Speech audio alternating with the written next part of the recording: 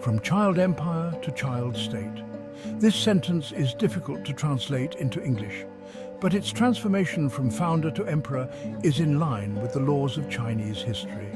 If these children can be introduced to the right path, they can go to Peking University to study history together with Zhao Hehua, the classmate who turned refrigerator stickers into a museum.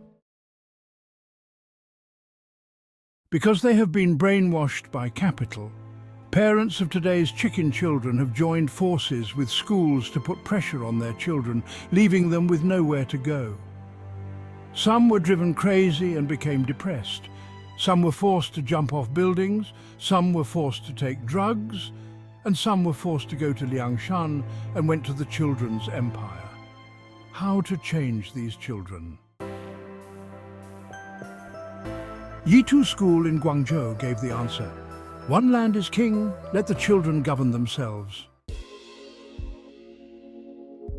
Manage the class by electing squad leaders and committee members through the class committee, discovering social problems, learning book knowledge or consulting AI artificial intelligence, writing solutions, implementing the plan, and finally revising the plan. In this way, the role of the teacher has changed. In English, it is from the sage on the stage to the guide on the side. That is, from the sage on the stage to the counselor around you. Let the children change from passive cramming ducks in cages to active wild ducks foraging for food. Learning is a lifelong process, and on-campus education is just the primary stage where teachers help children get on the horse and send them on a ride. The final road must be walked by the children themselves. Therefore, the earlier the child is allowed to be self-reliant, self-care and autonomous, the better. Now that we are in the era of artificial intelligence, intellectual education should give way to emotional intelligence education and physical education, especially to cultivate children's ability to discover and solve problems. In this way, even if they cannot find a job after graduating from college, children can use their own problem-solving methods to start a business and provide services. This not only solves the employment problem, but also solves the problem of young people chewing the old. It kills two birds with one stone. Why not? Now that the power to discipline teachers has been passed, this will inevitably become a tool for some bad teachers to vent their anger. In order to avoid the private use of public tools, it is recommended that the power of punishment be given to the class committee. The teacher will propose disciplinary requirements. After the squad leader and the class committee vote unanimously, the squad leader will implement them.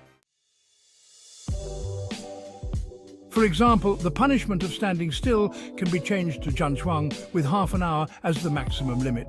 Setting an alarm clock on the child's watch and allowing the child to think about his mistakes through zhanchuang, which not only exercises the body, but also exercises the mind. Secondly, the penalty of copying can be changed to copying traditional Chinese classics such as Disciples' Regulations and Tao Te Ching. This way, you can not only practice calligraphy but also learn principles, killing two birds with one stone. Through student self-government, let your children know that this is your classroom and is managed by you. In this way, when you enter society after graduation, you will know how to manage and govern this society. Through self-management, just like sorting out toys and tidying up the room at home, you can become a law-abiding citizen, not an exam machine, a selfish elitist, or a bully who degenerates into illegal crimes. Finally, for parents and teachers, Lao Tzu said in chapter 17 of the Tao Te Ching, to the highest level, the lower level knows it. Secondly, to be familiar with it and praise it. Secondly, to fear it. Thirdly, to insult it. Trust is not enough. If you don't believe it, you can see what level you belong to if you succeed. Please put your answer in the comment area.